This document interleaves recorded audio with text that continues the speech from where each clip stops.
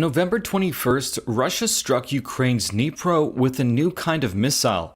Known as Oreshnik, or hazel tree in Russia, it caused limited damage, according to senior officials. But the first combat use of such a design, which Russian President Vladimir Putin called unstoppable, has drawn scrutiny from Western military experts.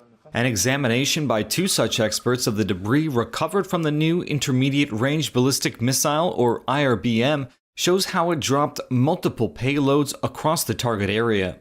Jeffrey Lewis is the director of the East Asia Non-Proliferation Program at the James Martin Center for Non-Proliferation Studies at the Middlebury Institute of International Studies in California. And so the ballistic missile launches and takes everything up into space, and the first stage falls away, and then the second rocket motor falls away, and then you just have the bus kind of drifting in space. Lewis said the largest pieces of debris were part of its warhead bus. The other large section of wreckage contained guidance, fuel tanks, and other electronics, he said.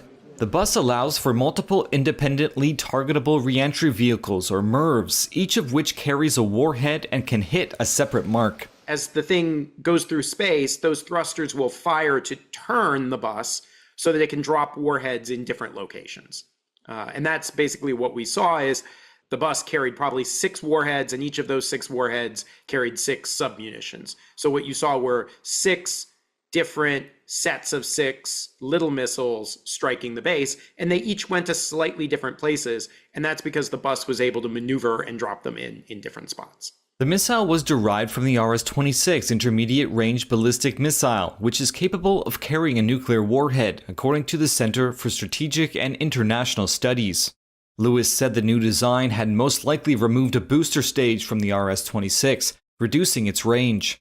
After the missile strike, Putin said the Oreshnik was hypersonic and could not be intercepted.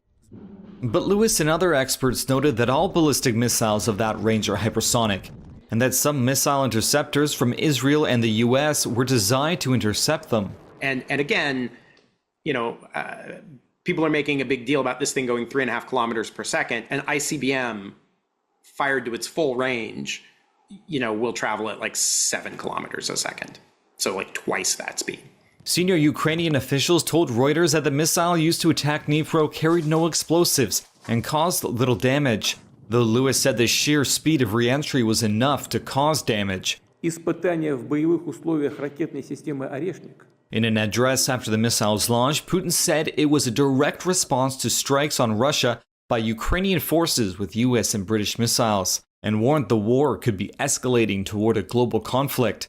Russia's defense ministry did not respond to a request for comment for this story. Lewis said Russia's use of this type of missile might be a psychological tactic, more than a military one. If the weapon were inherently terrifying, he would just use it.